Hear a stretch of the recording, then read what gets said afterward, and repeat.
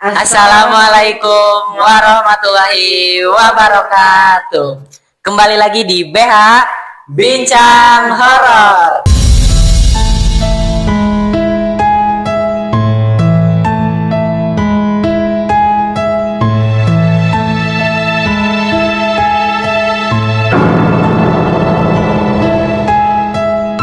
Oke, terima kasih untuk kalian yang telah klik video ini. Jangan lupa share, subscribe sebanyak-banyaknya agar viewers kita naik.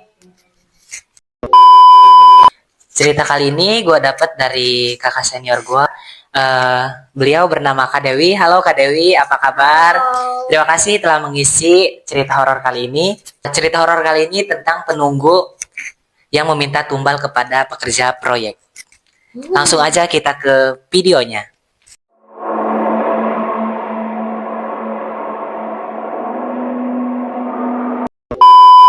Kalian pernah dengar nggak sih kalau misalkan ada yang mau bikin proyek gitu atau jembatan itu perlu tumbal untuk cepat-cepat selesai jembatannya? Iya, Pernah dengar kan?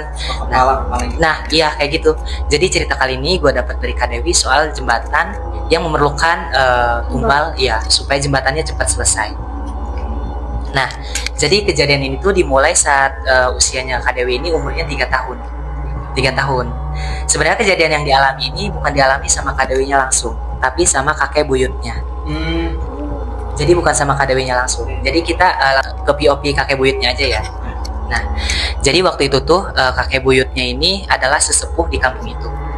Iya, jadi pokoknya paling tahu soal kampung ini. Kita sebut aja ini kampung A ya.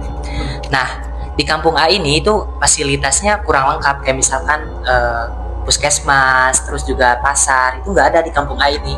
Kalau misalkan mereka mau belanja atau mau berobat, itu harus ke kampung sebelah. Kita sebut aja kampung B ya. Nah, untuk melewatin kampung B ini, mereka tuh harus nyebrang sungai yang lumayan cukup dalam. Iya, jadi kalaupun mereka tetap pengen pergi ke kampung B ini, otomatis mereka harus naik perahu atau enggak rakit bambu. Tahu nggak rakit bambu? Nah, kalau di sana itu rakit bambu, jarang ada perahu. Jadi otomatis mereka harus naik rakit bambu ini kalau misalkan mau belanja atau mau berobat gitu.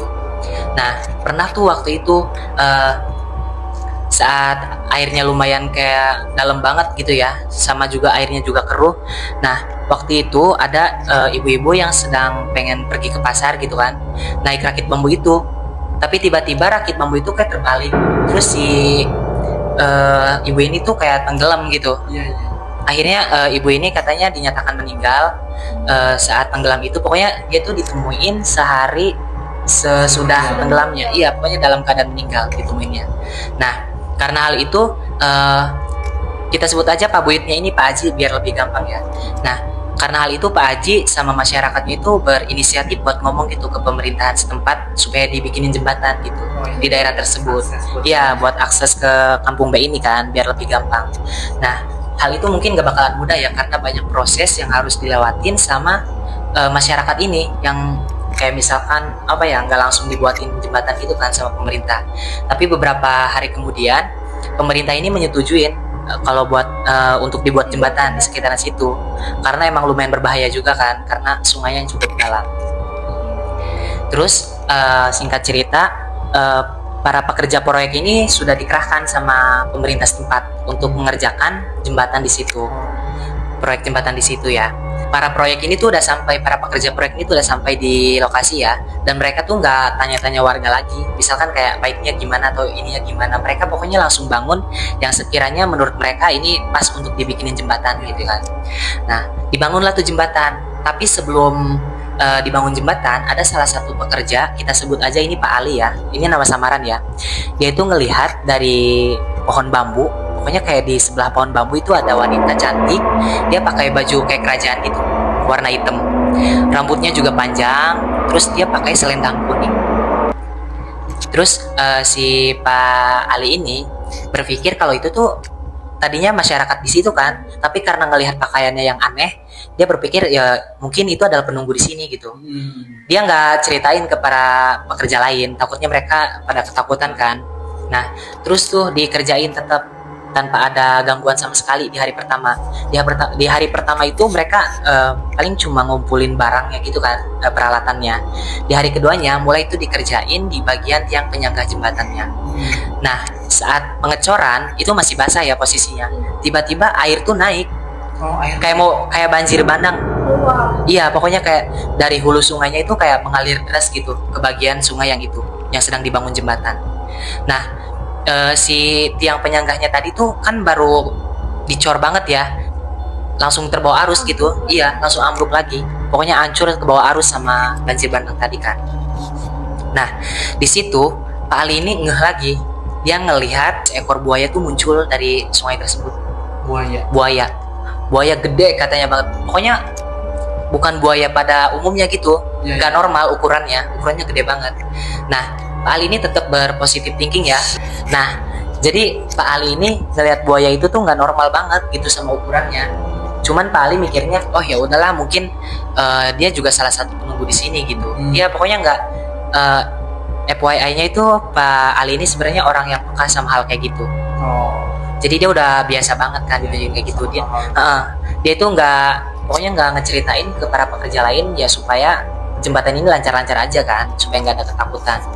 Nah, kan tadi tuh si tiang penyanggahnya hancur kan ke bawah banjir. Di situ mereka mikir kok bisa gitu tiba-tiba ada banjir bandang. Padahal saat itu tuh musim kemarau dan itu nggak ada tanda-tanda mau hujan sama sekali. Jadi benar-benar dari hulu sungai yang airnya tiba-tiba deras langsung menerjang itu tiang penyangga jembatannya. Nah, tadinya mereka ya udah, mungkin karena dari hulu sungainya kali ya yang hujan gitu kan. Pikirnya pokoknya mereka tetap positive thinking sampai akhirnya tuh di hari ketiganya masih tetap dikerjain tuh kan. Kan tadi bagian tiang penyangganya tuh rusak kan. Nah, dibenerin lagi saat ada salah satu pekerja turun nih ke bawah sungai kan yang lagi dangkal. Dia tuh mau nerima besi dari atas dari temennya gitu, dioper gitu kan, dikebawahin. Tiba-tiba si besinya tiba-tiba ngeluncur kenceng banget, pokoknya kayak licin, lepas dari tangan yang di atas. Iya, terus kena kepalanya si Pak ini dong, jadi di bawah. Dia tuh kayak beneran kena di bagian kepala dan mengalami pendarahan yang cukup hebat. Nah, para pekerja langsung bawa si pekerja ini nih, gue sebut aja yang jadi korban ini Pak Acep ya. Nah, jadi Pak Acep ini dibawa ke klinik karena kan di sana sangat susah kan, paling cuma ada puskesmas gitu, nggak ada rumah sakit. Dibawa ke situ dan alhamdulillahnya nyawanya masih bisa diselamatkan gitu. Nah, karena kejanggalan itu tuh Pak Ali langsung bilang ke pemandornya, Pak, sepertinya jembatan ini nggak bisa diselesaikan. Banyak kejanggalan aneh yang saya alami gitu. Nah, si Pak Ali ini menceritakan ke pemandor ini, kalau misalkan dia pas pertama itu lihat ada cewek itu kan yang tadi yang selendang kuning, terus juga ada buaya, tiba-tiba banjir kan, nah tiba-tiba ada kecelakaan lagi kan. Nah, itu nggak masuk akal menurut Pak Ali. Jadi dia bilang, Pak, ini gimana ya solusinya biar nggak ada kejanggalan aneh lagi gitu. Akhirnya Pak Mandor juga misalkan dia percaya gitu sama omongannya Pak Ali, karena dia tahu Pak Ali ini orangnya peka terhadap kayak gitu kan. Akhirnya Pak Mandor ini pergi ke sesepuh di sana, otomatis Pak Aji ya. Nah, pergi ke rumahnya Pak Aji. Dia bilang pokoknya dia menceritakan semuanya dari Pak Ali yang melihat gadis yang berbaju kuning, yang berselendang kuning kan, terus juga buaya sama banjir. Pokoknya diceritain semuanya sama Pak Mandor ini ke Pak Aji ya. Nah, Pak Aji bilang kayak gini, kalian sebelumnya udah izin belum pembangunan jembatan di situ? Si Pak Mandor ini langsung bilang, ya tentu udah diizinin dong, karena itu kan permintaan masyarakat kan. Yang dimaksud Pak Aji ini ke Pak Mandor, maksudnya mereka tuh udah izin ke penunggu di sana belum gitu. Terus si Pak Mandor ini diem aja karena ngerasa nggak ada permisi sama sekali kan. Nah, mereka kan langsung membangun aja tuh kan di situ. Nah, akhirnya tuh kayak Pak Mandor, iya Pak, kebetulan kita belum minta izin sama sekali. Terus apa yang harus kita lakuin nih? Terus Pak Aji ini bilang, udah, biar saya yang langsung ke sana aja katanya. Nah, akhirnya si Pak Aji ini tuh pergi sama Pak Mandor ke sungai tersebut kan, ke lokasi pembangunan jembatan. Tak lupa ini Pak Aji ini ternyata membawa bunga 7 rupa. Pokoknya banyak banget jenisnya. Iya, bunga. Sama 1 ekor ayam yang diikat kakinya doang. Jadi 1 ekor ayam hidup bukan ayam mati. Mungkin untuk sesajen, untuk minta jadi minta kesepakatan sama penunggu di sana kan. Nah, singkat cerita, mereka pun pergi ke sana. Terus pas tiba di lokasi, Pak Haji ini tuh langsung turun dan naik ke rakit bambu yang ada di pinggiran sungai. Yang gua tadi bilang kan rakit bambu, tahu kan? Nah, Pak Haji ini naik ke situ. Terus kalau yang dilihat dari POV-nya Pak Mandor, Pak Haji ini sedang bernegosiasi sama penunggu di situ. Pokoknya kayak ngobrol, cuman gak kelihatan bentukannya. Nah, setelah Pak Haji bernegosiasi sama penunggu di situ, Pak Haji ini melempar bunga yang tadi yang dilempar ke sungai. Habis itu dilempar juga si ayam yang masih hidup. Kalian tahu nggak? Pas si ayam dilempar, tiba-tiba si ayam itu hilang. Pas harusnya kalau misalkan dia dimakan hewan buas di sungai itu kan ada suaranya atau darahnya gitu kan. Nah, itu tiba-tiba kayak orang tenggelam, nggak kelihatan lagi gitu. Pokoknya tiba-tiba hilang. Nah, setelah negosiasi itu, Pak Haji ini naik ke atas dan bilang sama Pak Mandor, "Pak, kalau semisalkan jembatan ini pengen tetap dilaksanakan, itu ada syaratnya." Jadi si penunggu ini minta syarat ke Pak Haji di negosiasi tadi kan.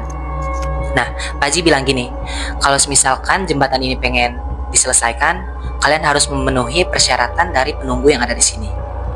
Persyaratannya itu mereka harus menyembelih 3 kambing, terus kepala kambingnya ini ditanam di masing-masing tiang penyangga jembatan. Pokoknya ikut dicor di bagian tiang supaya kokoh katanya. Nah, Pak Mandor ini tadinya lumayan keberatan ya, karena mereka juga kan lagi bekerja gitu ya. Terus tiba-tiba Pak Mandor ini menyetujui karena pengen cepat-cepat selesai gitu pembangunan jembatannya. Akhirnya Pak Mandor ini menyembelihlah 3 kambing, terus dicor di bagian tiang penyangga jembatan. Di masing-masing kan ada tiang tuh kan, di bagian tengah, sisi kanan sama sisi kiri kan. Pokoknya dikasih di situ 1 kepala kambing buat sesajen. Pokoknya buat apa ya, minta keikhlasan dari si penunggu ini. Nah, setelah hal itu, ini tuh pembangunan tetap berlangsung tanpa adanya gangguan dari si penunggu ini. Jadi setelah memberikan sesajen itu, ya nggak ada lagi gangguan yang dialami sama para pekerja. Pokoknya sampai tiba akhirnya tuh jembatannya resmi dibuka ya, pokoknya resmi buat digunakan, selesai. Nah, Pak Mandor ini kan cuma dengar dari Pak Ali kan soal penampakan itu. Terus Pak Mandor ini nanya ke Pak Haji, "Pak Haji, sebenarnya sosok apakah sih yang menjadi penunggu di sini ya kan?" Terus Pak Haji ini bilang, "Di sini tuh rumahnya kerajaan Ratu Buaya." Ratu Buaya. Kalian ngeh gak yang waktu wanita yang nampakin ke Pak Ali yang pakai selendang kuning? Nah, ternyata itu tuh adalah salah satu Ratu Buaya di situ. Jadi dia tuh adalah Ratu Buaya. Terus inget gak yang muncul buaya? Nah, itu juga dia sama. Makanya kata Pak Ali mungkin dia juga salah satu penunggu kan. Ternyata itu orang yang sama dalam wujud yang berbeda. Jadi gitu. Nah, terus Pak Haji juga menjelaskan Ratu Buaya ini sudah lama berada di sini.